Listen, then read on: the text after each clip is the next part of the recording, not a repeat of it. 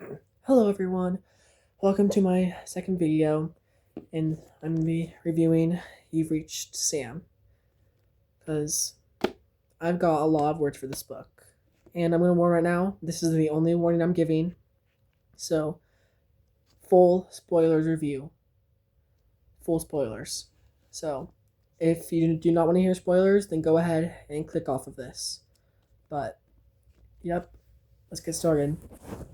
Okay, so basically, if you don't already know, You've Reached Sam follows Julie, um, and she's mourning the death of her boyfriend Sam, who just died.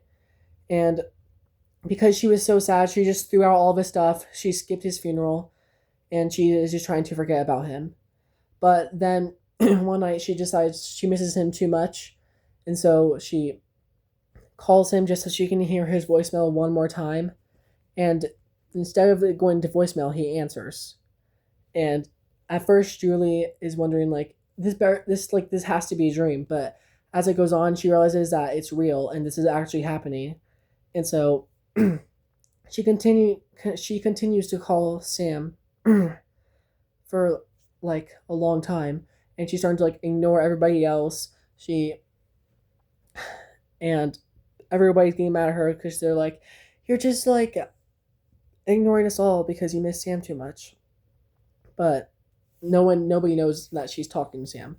But then eventually, Sam's cousin, I think, you pronounce her name Mika. I'm not sure though, but I'm just gonna say Mika. So Mika confronts Julie about ignoring her and leaving her to mourn by herself.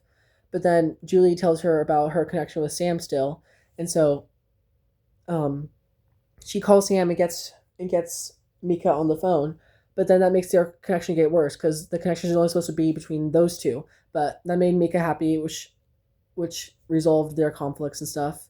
So yeah, but then their connection gets worse and worse every single time, and then they realize that they don't have much time left, which is like really sad and stuff. So yeah, and then, oh, by the way, I forgot to mention Julie is a writer, and Sam before he died was a musician. He wrote his own music, and yeah, so Julie is trying to get Sam's music into the world, and even though Sam is telling her not to because he thinks like this is a bad way of her like mourning him and like missing him and stuff, but Julie's like, no, I really just want you to leave a mark on the world because he said that he wanted to leave a mark on the world, and so Julie eventually gets this like really popular band to take in one of his songs, and they're actually like going to plan on, you know, releasing it and singing it and stuff. So, but then they're when they call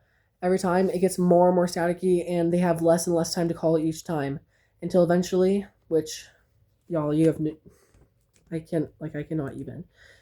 It was so sad.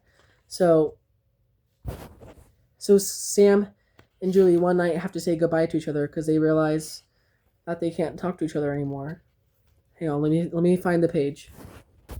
Oh yeah, so on the last night that they are able to call each other, Julie breaks her phone, and so she can't call Sam because she can only call him on her phone, and she's like really panicking. Everyone's wondering why she's panicking so bad, and she tried all of her other friends' phones, but they didn't work. The call didn't work because the connection is only between those two, and so she's like really panicking and is trying to find a way to call him, and then she ends up going into Sam's house because she knows where their spare key is, and his parents were on vacation, so they weren't home, and so it was home alone, so she didn't have to worry about being quiet. And then she got Sam's phone from his room and switched their SIM cards, so she could call him, and this is the last time they can ever call each other. Okay, so let me read you this page. Thank you, Sam, for everything you've done, for picking up the phone because I needed you, for always being there for me. A silence. Are you there? I'm here. Don't worry, he assures me. But I need you to say goodbye now, okay? I need you to say the word. I swallow hard. The words come out cracked and broken. Goodbye, Sam. Goodbye, Julie. Right after he says, I need you to do one last thing for me. Okay? What is it? I ask. After we hang up, I'm going to call you again. I need you to not pick up this time. Can you promise me that? He needs me to break our connection for good. He needs me to move. He needs me to move on.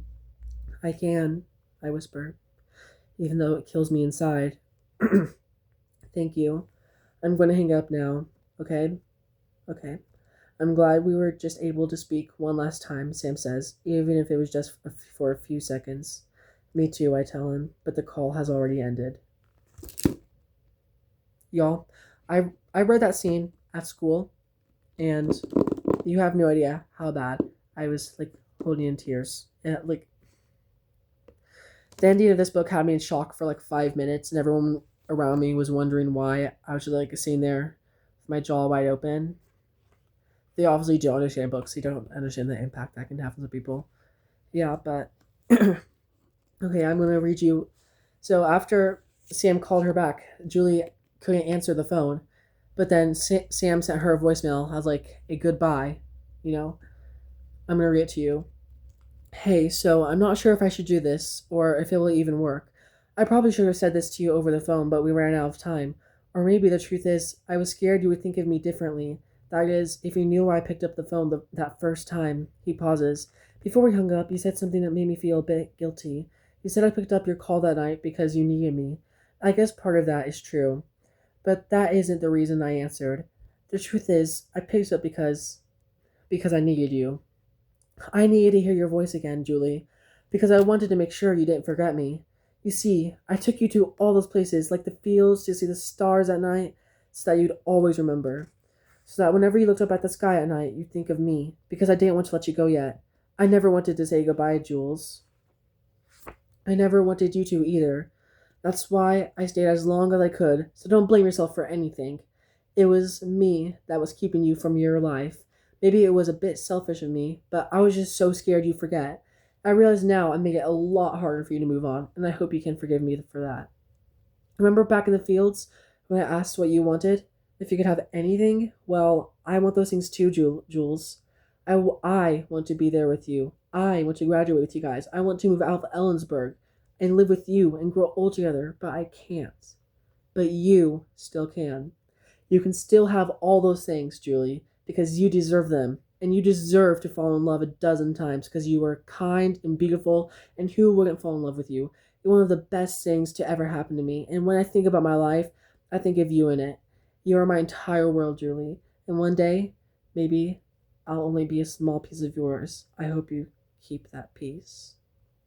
I love you more than you can ever know, Julie. I'll never forget the time we had together, so please don't forget me, okay? Try to think of me from time to time, even if it's only for a moment. It would mean so much. You have no idea. I should go now. Thank you for not picking up the phone this time. Goodbye, Julie. Y'all.